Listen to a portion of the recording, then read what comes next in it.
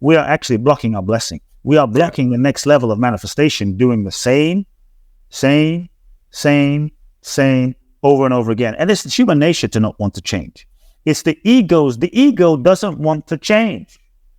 The ego wants everything to change. The ego wants you to change, wants your wife to change, wants your husband to change. It wants the president to change. It wants your freaking pet goldfish to change, but the ego doesn't want to change.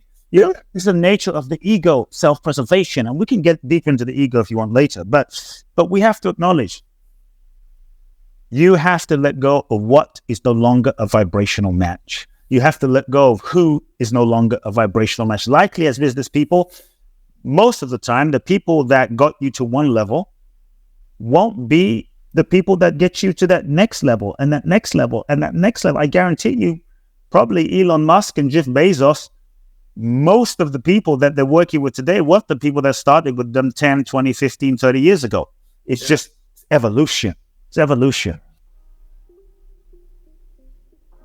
150 episodes. It's quite an achievement, isn't it? To celebrate this milestone styled, I'm joined by Kute Blackson, transformational speaker and teacher, and author of You Are the One and his new book, The Magic of Surrender. Kute has been featured on very popular shows like The Larry King Show or on The Impact Theory. So I'm honored he came on my podcast to share his wisdom. Kute discusses his journey as a transformational teacher and his process of helping people become aware of their patterns, break barriers, and unlock their true gifts and greatness. Of course, we also talk about entrepreneurship. According to Kute, the best move entrepreneurs can do is letting go of what is not working for their businesses. For him, it's just not a strategic move. It's a profound acknowledgement that innovation and progress demand a willingness to embrace the unknown. It's also a readiness to pivot and evolve into the next level of your entrepreneurial journey. That's deep. And let me tell you, this episode is full of nuggets like that. So grab a coffee, sit back and relax and enjoy the conversation. Hey, Kute, thank you very much for joining me today. Thanks for having me. So, you define yourself as a transformational teacher. You worked with hundreds of people. You wrote 2 books titled You Are the One. Your new one is titled The Magic of Surrender. My work evolves around entrepreneur bottlenecks. So what about you? What's the thread that connects all of your work? I don't really coach people. I don't really teach people. I don't really train people. If anything, I unteach, I uncoach, I untrain from the patterns and layers of conditioning that we all often unconsciously build up from childhood and being in this human experience. And so I help people become aware of their conditioning. I help people free themselves of their conditioning through my processes one-on-one. I don't do as much one-on-one now, but starting out one-on-one and then small group intensive retreats, large group seminars, 500 to 1,000 people, and for my books. And ultimately, the essence of my work is I help people find the true, authentic essence of who they are, to connect to that and harness that power so that they can share their gifts with the world. I've done this with thousands of people one-on-one and, hundreds of thousands of people in person. And so this is the essence of my work. It's about freedom, the freedom to be who you are. Many times we think we have free will, like, oh, I'm free. But the degree to which we are conditioned is the degree to which we're not free. Often we're making choices based on fear. We're making choices based on trauma. We're making choices based on unconscious patterns. We're making choices in reaction to our parents and what they did do, what they didn't do, what they didn't give us. And so even in that sense, we think we're free, but we're not. We're sort of playing out the unconscious conditioning, some of which is even conditioning passed down to us through generations and parents and grandparents and ancestors and great-grandparents. And many times it's not even our stuff that we're acting out, expressing our own belief systems. And so I help people become aware and connect to their essence so that they can live that freedom again. And to me, that's true power, and that's true authenticity. That's true power. Then I believe you can truly live your purpose. Because even, many times we set goals and we pursue goals that we think are authentic. And then we achieve these goals only to realize that what we thought we wanted and what we were pursuing was what we thought we wanted, but it wasn't what we really wanted. It was just what we thought we wanted based on who we thought we were. And often when we're not connected to who we are because we're not conscious and we're not aware, we actually believe that who we are is who we really are. And so many times then from that place, our goals can be, shall we say, projections of unmet needs from childhood.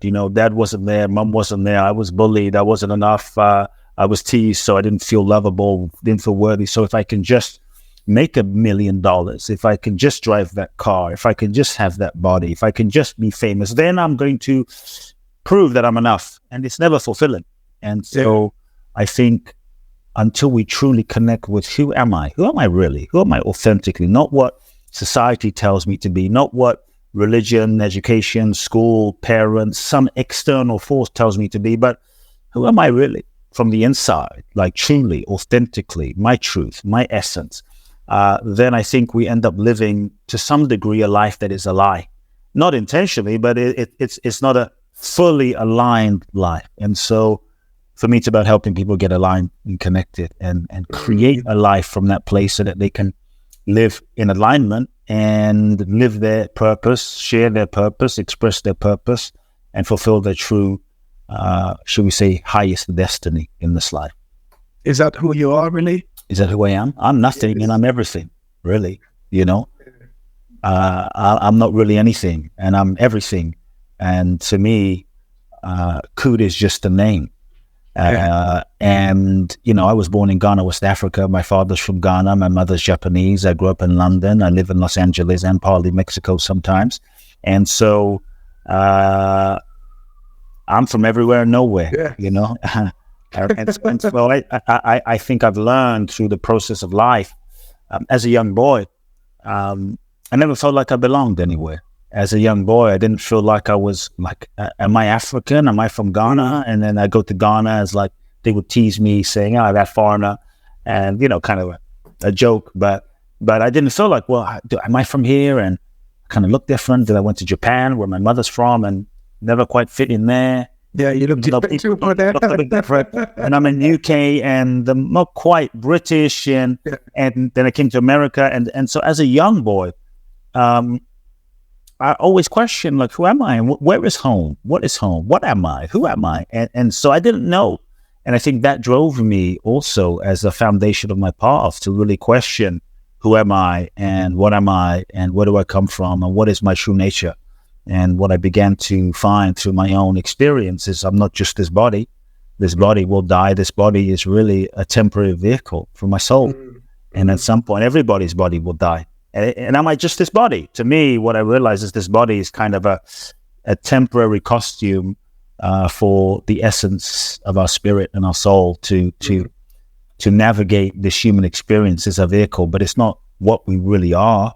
And I think in our culture, we often get so identified to believe that this is what we are. And so much of advertising and media and corporations brainwash us to believe you're this body, you're this body, you're this body, you're this body, you're this body. So we get so identified with our bodies. Like, oh, I'm fat, I'm worthy. I got wrinkles, I'm unworthy. But if you just, when we identify ourselves as this limited mind-body mechanism, then we can be sold. Oh, have this wrinkle cream, $99. Drive this car, you're going to be sexy and desired. Wear this underwear, drive this thing, buy this house. And so I think part of freedom comes from knowing who you really are, truly. And that's been my path. And that's really, I teach about it, but for me, it's about taking people through processes and experiences that can help people come to that internal experience and realization for themselves more than. Raj, I was about to ask you how to get people to this. Can you tell us a little bit about those processes or experience? I mean, I can kind of tell you, but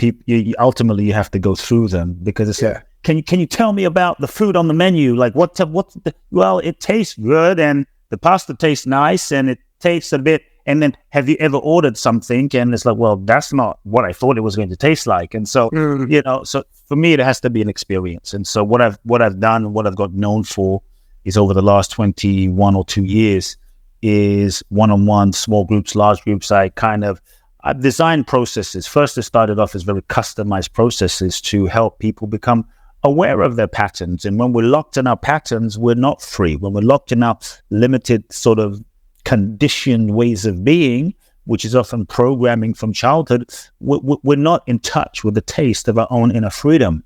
We often get so conditioned that we think that this limited version of ourselves is who we are. We actually believe that this is just me. I'm just this way. I'm just shy. I'm just quiet. And we don't realize that it's just what we've been conditioned to be in order to get love and fit in. And so, look, to me, just to set a context, when we're born as children, we're born free.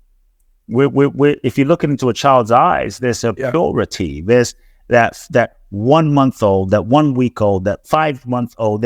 They're in touch with something. I mean, God, and also spirit, and they also live in the moment. Love. They're in touch with the love. They'll jump on the table. They don't care. They're not projecting in the future. They're not living in the past. They're just pure beingness, living in the moment, right? And just freedom. They're just free. They cry when they feel like, and they fall down and they get over it. They're not thinking 2 weeks from now, that moment when I fell down, that moment when my mom didn't change my diapers. They're just being. So what happened? Exactly what happened. we meet our parents. And God bless them. Our parents, they're just doing the best that they know how to do based on their parents and their generation and their conditioning. So we meet our parents, and maybe dad is crazy.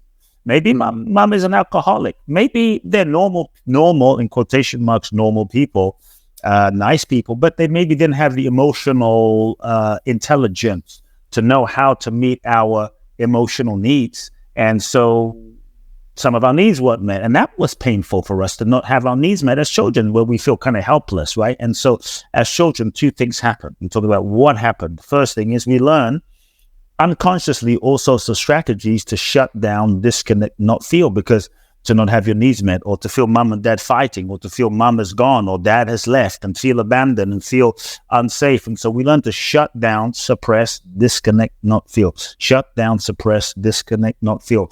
And over, throughout our childhood, layers and layers and layers and layers and layers and layers of, shall we say, unprocessed, unfelt, unreleased emotion gets suppressed inside of us, and sort of it ends up burying our light, our authenticity, and we kind of erect a wall around our heart in order to function and survive and not feel the pain. And now we become closed and go into a pattern of control, because if I can disconnect, not feel, then I don't have to feel the pain and I can be safe. And so now this becomes our condition way of being. And then we also learn a way of being where we go into the world as children, much of which is unconscious. Like, who do I need to be in order to get love and validation? Who do I need to be for dad to love me? Who do I need to be for mom to love me? So we now contort ourselves into a shape of becoming who we think we need to be to get love, validation, approval. We develop a role, we develop a mask, we develop a persona, we develop a way of being, and we become nice. For me, I became the nice boy, the responsible one, the caretaker for my mother, the caretaker for everyone, the fixer, right? And I just took care of everyone. And so we develop these roles that are validated by the world, and we hold so tightly to these roles that we get locked into these roles, and we think that's who we are, not realizing that it's just conditioning, and the degree to which we're conditioned, the degree to which we're not free. And so what I do in my one-on-one processes, and what I do, and what we all have to do as human beings, but in my seminars, small group, large group seminars, is I help people start questioning who they are, through a series of questions and series of exercises, and it depends on the process in the group. But I think one of the first steps of transformation is we have to become aware, and we become aware through the process of questioning, and so that's the beginning point. Absolutely. It's crazy when you think about it, how good we are on making things complex for ourselves. Yeah. While life is, by kids, is so simple. On one level, yes, on one level. Yeah. But it becomes complex, I think, because we learn to suppress our feelings, and then we kind of close up, and we can't just open up, because if we open up, we might feel those feelings again. And we've learned all sorts of strategies and mechanisms to not feel, just because feeling was too painful. And so now we what worked for us when we were 5, now we're 25, we end up in a relationship and we start feeling some emotions like love and connection, and that starts scaring us. This is why it gets complicated, because it starts scaring us because, oh, last time when I was 5, when I was open, my needs weren't met. That was painful. I was abandoned. And so now we meet someone, we want to open, and then we close, we push the person away. We create a whole drama and a mess to push them away so that we don't have to open our hearts, fall in love, because being in love was painful. And so it becomes complicated. But often it's the ego strategy, right? To keep us safe. You know, the ego, that which we perceive ourselves to be and believe ourselves to be, the ego's job is to protect you from getting hurt, to make sure you don't get hurt again like you were hurt before, and to reinforce its existence. And that's what makes it complex. That's what we do. And so we have to become aware, you know, because we actually end up believing we are the ego. We actually believe that we're the ego. We get identified with ourselves as the ego, but we're not. And so on one level, it's complicated. And so I think one place that people can begin as a start is the simplest place. And I tell people, like, the thing that keeps us stuck, repeating cycles, are all the lies that we tell ourselves. As human beings, we're constantly lying to ourselves for all the reasons I just expressed. Self-protection, self-mechanisms that kind of come into place so it's survival, really. And so I think that we stay stuck because we lie to ourselves. We stay in relationships that we know. I mean, it's on one level, it's simple. We know it's not right. We know we're not in love. We know it's not aligned, but we stay because, you know, it's comfortable. We stay. Yeah, exactly. It's the safe zone. It's the known. Yeah. What will my parents say? What will social media say? What I've invested so much in, and so it's self-preservation. And so we work jobs that we hate. We say yes when we mean no to get love, validation, and approval, and wonder why we feel so unhappy. And so for me, the first place that we can start is a simple place. A simple step, I would say, is start telling yourself the truth. You have to want the truth more than you want what you have. If we just began to tell ourselves the truth, the real truth, the raw truth, life would be simple. Like, happiness is simple. Feel the truth, acknowledge the truth, tell the truth, live the truth. Happy life. But because of our conditioning and our, mechanisms, it's not always the case. But if we could just begin with, okay, what lies am I telling myself? Just start becoming honest about that. What lies am I telling myself? And just feel that, okay, what am I pretending to not know? Because we pretend to not know things that we do know as, a mechanism of self-preservation, right? Because the fear is, oh shit, if I tell the truth, then what will the consequence be? And as a result, we're afraid of the consequence. I'm going to be abandoned. I'm going to be alone. My relationship will end. I'm going to have to break up. I'm going to leave my job. And how will I survive? And so many times we play this game of, I don't know. I'm not sure. We know. We do know deep down. So I tell people, look, take the pressure off of yourself of having to take any action. Take the pressure off of having to take action and simply just acknowledge the truth. You don't have to break up. You don't have to leave your job. You just tell the truth. I hate my job. Great. You don't have to do anything. Just acknowledge it and feel what comes up. That will begin a process inside. I'm not in love with my wife. Okay, it's scary to admit that. It's scary to acknowledge that, right? But just acknowledge it. You don't have to divorce. It might lead you to a deeper conversation. It might lead to a breakthrough in the relationship. It might lead you to separate. But you don't have to do anything. Just let the feelings bubble, and just that begins the process. So I think truth is the first key. And then really acknowledge, we have to be willing to acknowledge the pain that we feel. And here is a challenge as to why people stay stuck. We feel pain. Oh, I feel depressed. Something's not right. We deny it. We distract ourselves, drink it away, sex it away, smoke it away, social media it away, whatever it is, chop it away, meditate it away, just so that we don't have to feel the pain. And this is how we keep ourselves stuck in the loop, in the cycle. To me, pain is a blessing. Pain is feedback. Pain is simply, it's showing you that some part of you is wanting your attention, and it's showing you that some part of you is not in alignment. And so pain is your friend. I think if we're willing to sit with the pain and receive the feedback, like, what is this pain trying to tell me? What is this pain communicating to me? Then we can truly, I would say, course correct and have a shift and tell the truth and come into alignment. When we lie to ourselves, it's meant to be painful. When we're not telling the truth to ourselves, it's not meant to feel good. It's meant to feel pain. And so the fact that we feel pain is nothing's wrong. It's just showing us we're not in alignment, and so that we need to come into alignment. So embrace the pain. I'm a CrossFit enthusiast, so I know what it means to embrace the pain when I do a workout. Nice. But you made a great point about start first by acknowledging the truth. Don't take any action, because it is true that a lot of people, they know they need to change, but they're afraid of moving forward. They're afraid of taking action because they're afraid of the consequences, or maybe they're going to suffer and they don't want to. Mm-hmm. Yep. Right. Exactly.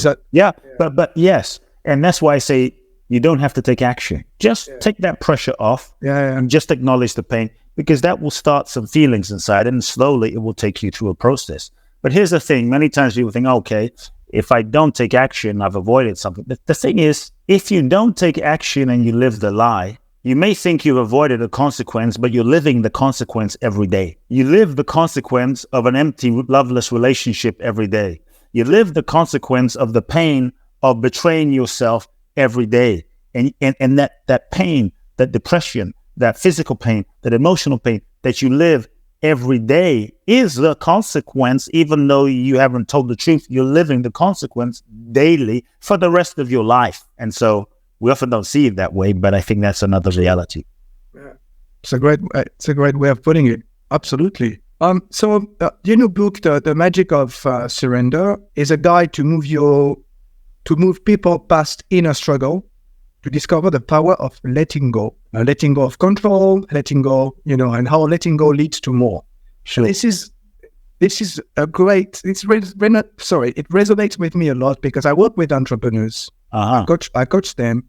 And one of the bottlenecks that I see a lot is the inability to let go. Like you said, to realize that less control is actually beneficial to the growth of the business and actually their own mental health. So you're saying that letting go or surrendering isn't about giving up. It's about being strong and courageous. Yes. Can you explain? It takes courage to let go of what's not working, right? It takes more courage to acknowledge that this business isn't working, this project isn't, this thing that I'm doing isn't working. It takes courage to acknowledge that something isn't working, to have the courage to reinvent, to have the courage to pivot, to have the courage to change, to have the courage to shift. That takes courage. Sometimes as business people, we even sometimes get caught in the trap of success, right? We do something, it works, we keep doing it, it gets reinforced, and we keep doing it over and over again, and we don't feel alive. We don't feel aligned, but we do it because it makes money and it works, but we don't feel alive, we don't feel aligned, we're no longer growing. And we hold on to it because it's how we derive our validation as well, our sense of identity. And so I also ask entrepreneurs and business people to sit with, what is it that you're currently doing that is working, but you're no longer evolving and growing? What is it you're currently doing that is working, but you're no longer expanding, you're no longer evolving, you're no longer fulfilling, you're feeling fulfilled. Maybe it's no longer your true essence and your purpose, because now you're stuck. Right. And so it takes more courage to acknowledge where you're stuck, to acknowledge what's not working, and kind of move into the unknown, especially if you know what you're doing and you've done it so many times that it's just the known is safe, and instead to move it to somewhere that's not safe. Look at Apple, right? Apple, I think it was when Steve Jobs came back and he basically cut all the products, focused on a couple of simple products, streamlined everything. That's letting go. When everything that they'd been doing was kind of working. But he knew to really go to that next level, is going to require letting go. The next level of your life requires the next level of you. And the next level of you is going to require that you let go of who you were. You cannot manifest the new life, business, idea, destiny, being the old version of yourself, the old identity. Doesn't work that way. You have to let go. That caterpillar crawling on the floor has to let go of being a caterpillar, no matter how good it is, in order to enter the cocoon. But then there's a moment of gestation in the cocoon, no matter how comfortable, to emerge as the butterfly. That child, every child that is born, every child, we are so happy. For those of you that have children, when you see your kid for the first time emerging from the womb, you're like, oh my God, it's emotional. It's like, wow, welcome to life. We're so happy, but notice that every child usually is crying.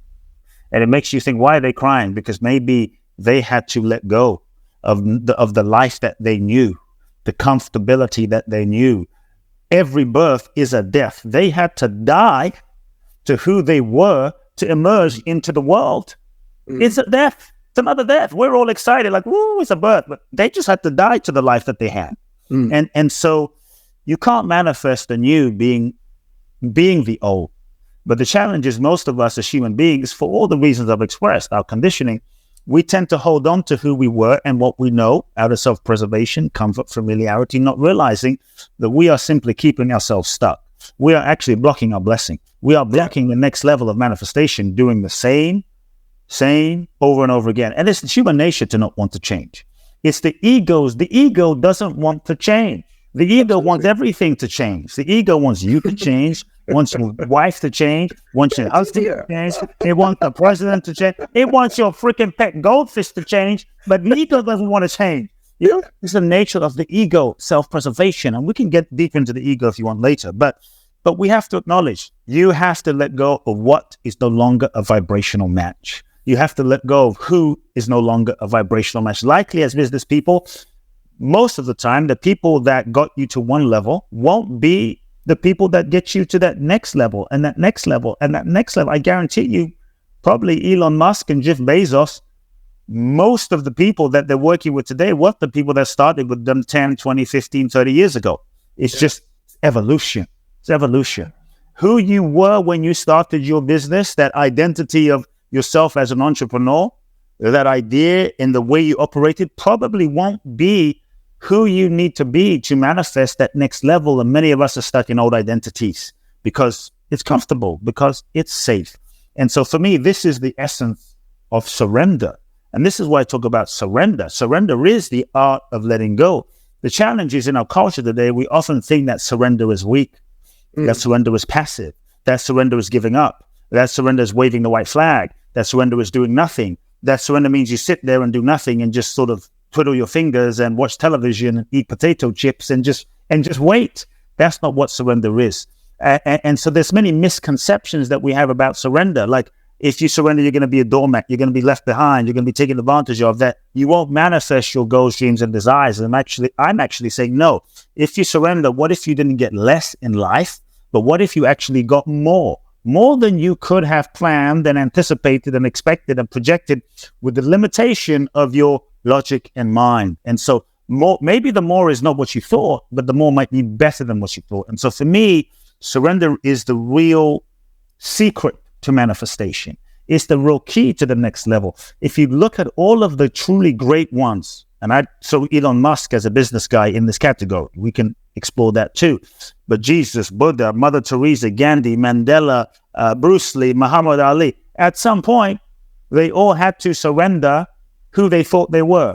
They had to surrender the life that they had. They had to surrender something, let go of something, in order to tap into a deeper dimension of their purpose, a deeper dimension of their essence, a deeper dimension of what life was seeking to express to them. And in that letting go of, look at Gandhi, who was a lawyer, a successful lawyer. He could have held on to that, I want to be a lawyer, but he had to let that go. And that opened him up to another dimension of possibility. And then I think in letting go and in surrender, that's when life, in its infinite intelligence, can use you and express through you and move through you. For the business folks, you might be thinking, this surrender woo-woo stuff. No, look at Elon Musk, richest man in the world, or the second, or third, but he's up there, depending on the time of his. Let's say he has a lot of freaking money, okay? Yeah.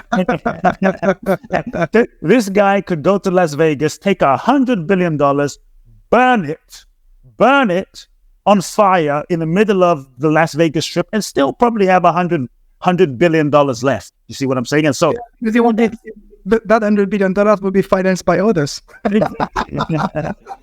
and so here's the thing. Here's a guy, people might think, Elon Musk, love him or hate him. He practiced surrender.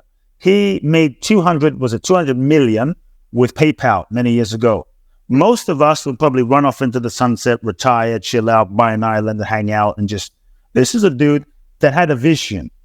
Tesla, Solar City, SpaceX, right? He had a vision that was given to him. He followed that calling, put his entire net worth, his entire financial everything on the line.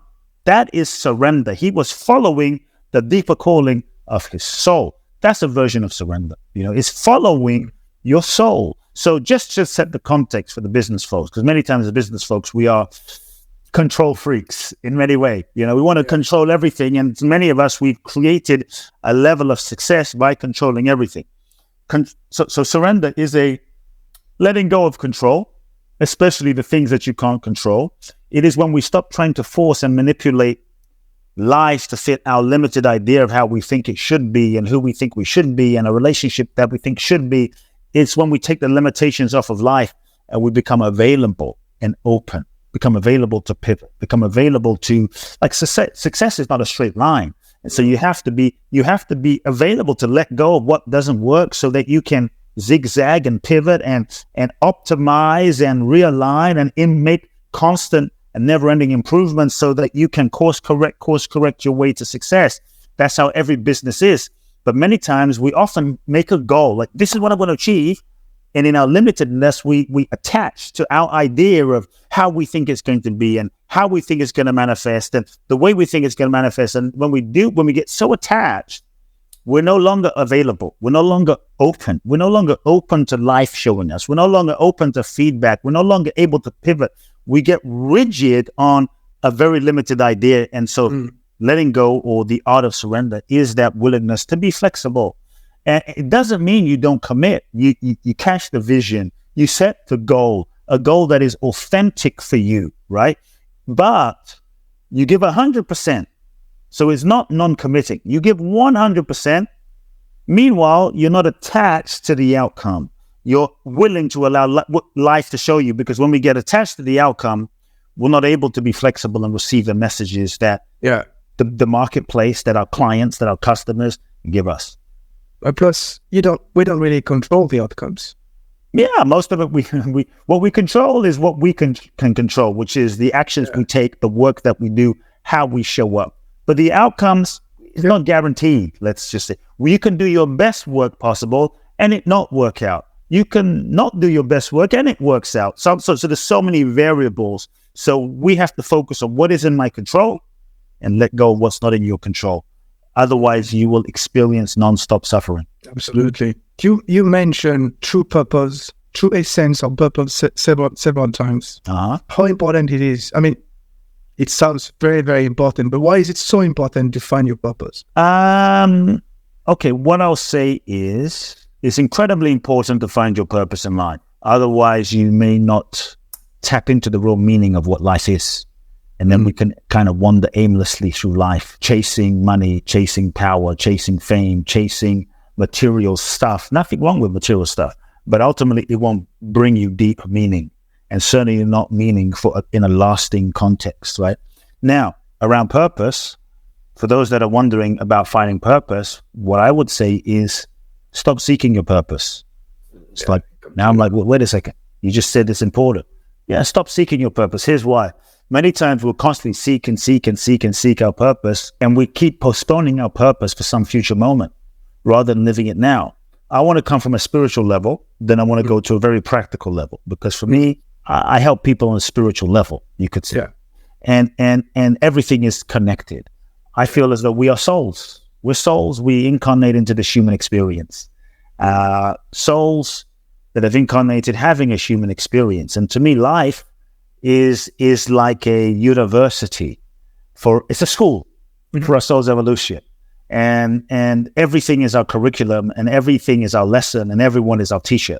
And so we incarnate in order to learn, to grow, to evolve, to learn lessons, and to realize and become more of who we really are.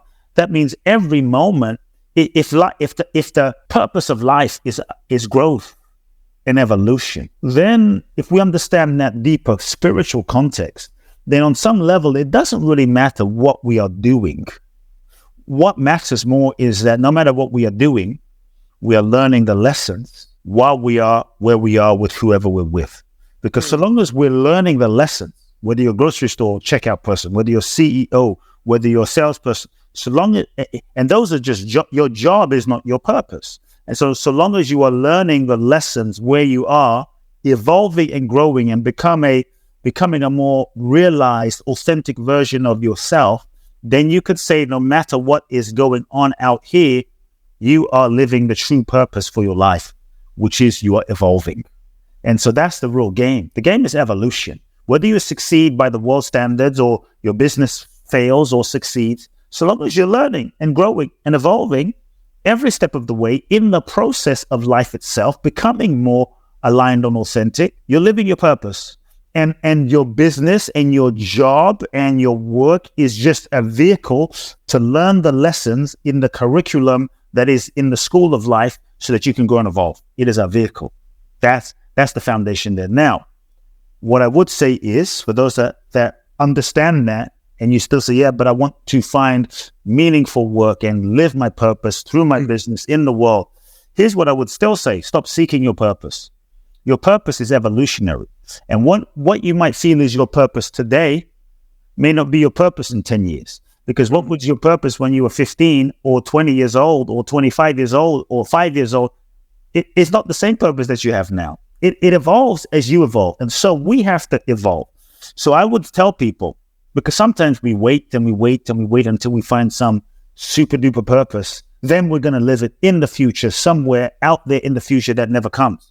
And we're not truly living in the now. So I would tell people, ask yourself what turns you on? What makes you most come alive? What would you do for free? Where do you feel your aliveness and energy the most? And if you're not sure what my purpose is, just take a step and move in that direction. Just take a step and just go in that direction. Just go in that, take a step. What I found is when you take a step, the next step reveals itself. So life reveals to you the next step in the process of living life itself. And then your purpose is revealed in the process of life. And so your purpose is like a revelation rather than something you have to figure out up front from your current level of consciousness, because the best purpose you're going to figure out from this level is based on where you are now. But at every step you take, you will expand, you will evolve, you will grow, you will expand your consciousness so you'll become receptive to the deeper dimension of what your purpose really is. And so your purpose is a revelation. It gets revealed. And so ask yourself these 3 to 4 questions. Number 1, what do I love? What makes me most alive? What would I do for free? And feel into that. That at least kind of points you in a direction that can move you forward. Is that enough? No. As business people, that's not enough by itself, because I could say to you, I love Formula One. I'm never going to be Lewis Hamilton, Max Verstappen. In this lifetime, let's be honest, I'm not going to be Lewis. These dudes were doing it since they were 3. They were engineered to do it. I guess there's a 0.0000001% chance I could start at this point in my life, but it's very unlikely. So look at what you love. Maybe it will be in the field of what you love, but maybe not the format. Or maybe let's say I wouldn't be a Formula One racer, and maybe I would build a business inside of that. There's different expressions that are possible, but look at what you love. That points you in the direction. Then look at what specific skills you actually have. The skills you have are tangible, real skills that have real value in the marketplace, in the economy. And the reason I tell people to move in the direction is when you move in the direction, maybe you take a job that isn't your dream job, but it's in the direction. There's likely skills that you will learn in that job. You might learn accounting, you might learn social media, you might learn communicating. There's skills that you're going to learn. And every job, every experience, you're going to learn different skills. And every time you learn a different skill is going to be part of the ingredient that will prepare you to be the person that is capable of fulfilling that purpose. Yeah. And so your entire life has been the perfect preparation for you to live your purpose. So I would say, look at your life and look at the tangible skills that you have, because many times we're trying to figure out our purpose, but we're not really connecting it to, oh, I actually have skill in this area, real, tangible, valuable skills. So what do I love? What skills do I have? Now, as business people, I tell people, don't at first focus on money. Focus on being of service. And how are you of service? You're of service as entrepreneurs when you add value. What signifies value? You add value when you're able to solve someone's pain, problem, or challenge. So look at what pain, problem, or challenge am I uniquely, based on my skill, am I uniquely able to solve? Some people are just brilliant at mathematics, brilliant at accounting, and you might not think that much of it, but for someone else who's terrible at it, it's valuable. And so based on your skill, you're able to just see the world a certain place, employ your skill in a certain way to solve a pain, problem, or challenge. And so that's value. So money and success, partly, money is a function of adding value. We add value when we solve a pain, problem, or challenge. So you look at, people want to be mad at, Jeff Bezos, but the truth is, I used Prime today. I used Prime yesterday. So he created something that was able to solve a pain, problem, or challenge. And what used to take 3 weeks to get a package now takes 3 hours or a day to get a package. And so this is someone who is adding value. And so success of a business and money is in direct correlation to solving a problem, adding value. So look at that as a function of where your purpose might lie. And then lastly, look at what group of people do you feel a natural affinity to. Maybe it's the teenage pregnant mothers. Maybe it's the elderly. Maybe it's the blind. I believe that on a spiritual level, you will have a connection to this group of people, because maybe that's pointing to who you've been put on the planet to serve and make a difference for. And that might show you part of where your purpose lies. And so those are a few questions you can ask yourself when it comes to thinking about your purpose and clarifying. Amazing. Thank you. Thank you for that. Great process to follow. You mentioned several entrepreneurs. Do you consider yourself an entrepreneur? I never used to. I just wanted to help people.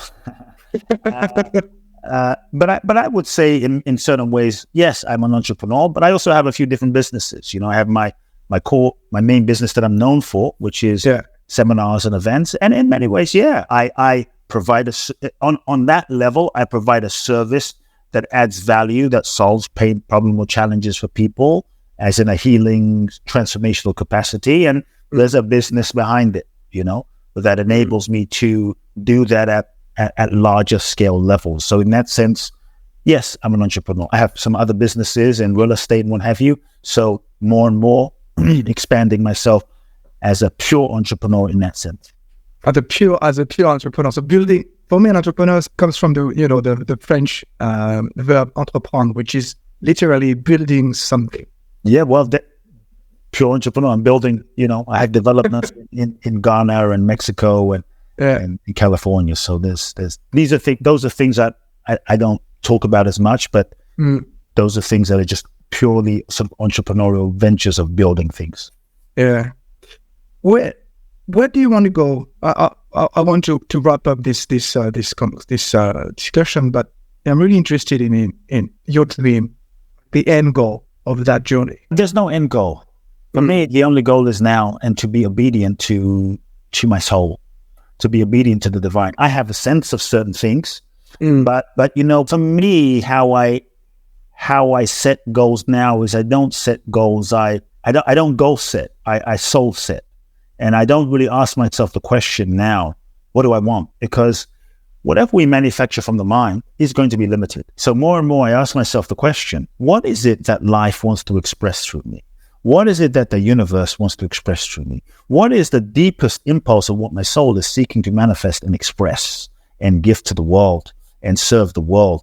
And for me, part of it is to sort of tune in and catch the vision of that, so that I'm not creating from my mind, creating from just the logic, but is opening to the infinite intelligence that is life itself, to allow myself to catch that vision. And so what is it that life wants to express? And so it's less about here's the end goal, because the mind is only able to see to a certain point. And when we kind of set that point at this is the end goal, it's limiting in a certain way. So I don't really put limits on it. There's visions I have and things I feel called to do more and more as an entrepreneur and as a businessman, to impact change, to impact the world, to impact Africa in terms of business. But I don't see it as the end goal. If anything, I'm just inspired to help people awaken to their true essence, to their true identity, and share their purposes with the world. You know, that's the essence. But I don't have an end goal, because to me, the goal is evolution. And when I get to that goal, there will be more. And when I get to that goal, there'll be more. And it's just a continual process of evolution. Will you ever stop? Will life ever stop? Yeah. When you and I are gone, life will continue. You and I are just a appearance in the infinite stream that is life itself. So life was here before you. Life will be here right now, and life will be here way after you and I are gone. So if life never stops, why will I stop? But it's not Kute. Kute will stop, but I don't think that I am Kute. And so in that sense, you know, the true I, that is the same I that is you and me and that we all are part of, will never stop. It's life. And we are life. Deep thoughts to conclude this podcast. One last question for you, Kute. How can people contact you? Awesome. Yeah, depending on when you listen to the conversation, folks. Hope you had fun. Check out my book, The Magic of Surrender. It's available on paperback. Go to Amazon, check it out. There's some updates in the paperback version. Number 2, my Instagram, Kute Blackson. Just say hi there. Follow me there. Facebook Love Now. My podcast, Soul Talk. You can also go to my website, Kute, K-U-T-E, KuteBlackson.com. Enter your name and your email to receive a free 3-part video training series. You can find out about my upcoming events. Likely, depending on when you listen to this, I'm launching a couple of new seminars, so you can find out about the live events and breakthrough experiences that I'm doing, and see me there. Awesome. Thank you very much for your time, Kute, again. And thank you for listening. If you've enjoyed this podcast episode, please leave me a 5-star review. Go to ratethispodcast.com/interviews podcast and follow the simple instructions. It only takes a minute, but it can make a massive difference in growing the podcast's impact. I'll see you next time. Bye for now.